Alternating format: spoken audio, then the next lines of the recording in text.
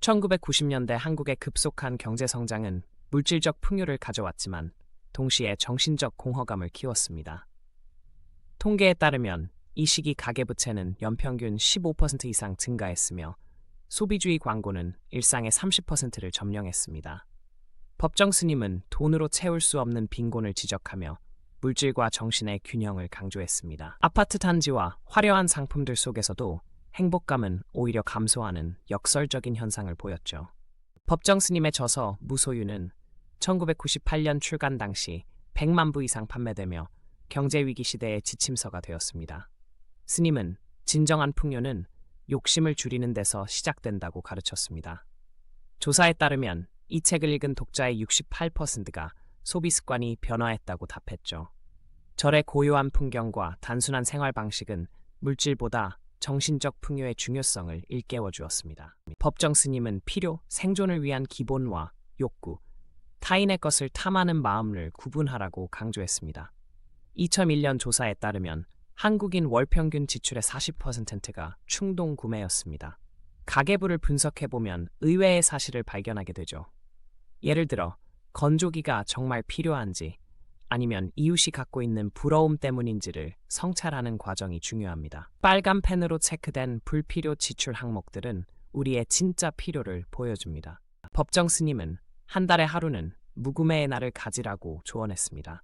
2003년 실험에서 이 방법을 적용한 가정은 월평균 23% 지출이 감소했습니다. 달력에 표시된 금식일처럼 소비를 절제하는 훈련은 우리의 진정한 필요를 깨닫게 합니다.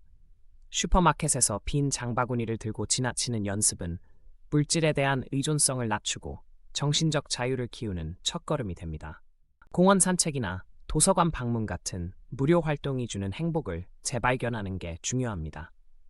2005년 조사에 따르면 소비 지출을 10% 줄이고 자연 활동을 증가시킨 사람들의 행복 지수는 31% 상승했습니다. 벤치에 앉아 비싼 커피 대신 집에서 만든 차를 마시며 주변을 관찰하는 것. 이런 소소한 순간들이 진정한 풍요를 깨우쳐 줍니다. 법정 스님은 값비싼 것보다 마음 비운 대로가 더 값지다고 말했습니다. 법정 스님은 절약은 가족이 함께 배워야 할 기술이라고 강조했습니다. 1999년 가정조사에 따르면 경제관을 공유한 가족은 그렇지 않은 가정보다 저축률이 2배 높았습니다. 식탁에서 자연스럽게 화폐의 가치, 필요 소비에 대해 이야기 나누는 모습, 함께 DIY로 가구를 수리하거나 장만한 물건을 오래 사용하는 습관, 이런 소소한 대화와 실천이 진정한 경제적 자유로 이끄는 디딤돌이 됩니다. 법정 스님은 사용하지 않는 물건은 다른 이의 필요가 될 수 있다고 말했습니다. 2000년대 초중고 거래는 연간 30% 성장하며 새로운 경제 문화로 자리 잡았죠. 벼룩시장에서 물건을 교환하거나 나누는 행위는 단순한 절약을 넘어 공동체 의식을 키웁니다. 통계에 따르면 중고 거래를 활발히 하는 사람들은 물질에 대한 집착이 25% 낮았습니다. 필요 없는 물건을 버리지 않고 새로운 주인을 찾아주는 과정에서 진정한 풍요를 배우게 됩니다. 법정 스님은 물질보다 경험을 쌓으라고 조언했습니다. 2002년 연구에 따르면 물건 구매보다 경험 지출이 장기적 행복감을 40% 더 높입니다. 간이 여행 가방과 손으로 그린 여행 지도는 소박하지만 값진 추억을 상징합니다. 값비싼 호텔 대신 텐트를 치며 누리는 자연의 정취, 비행기 대신 기차 여행이 주는 여유로움, 이런 선택들이 진정한 풍요를 창출합니다. 추억은 퇴색하지 않는 유일한 재산이라는 스님의 말씀을 새기며 법정 스님의 가르침을 실천한 결과 빚에서 해방되고 마음의 여유를 찾은 모습을 보여줍니다.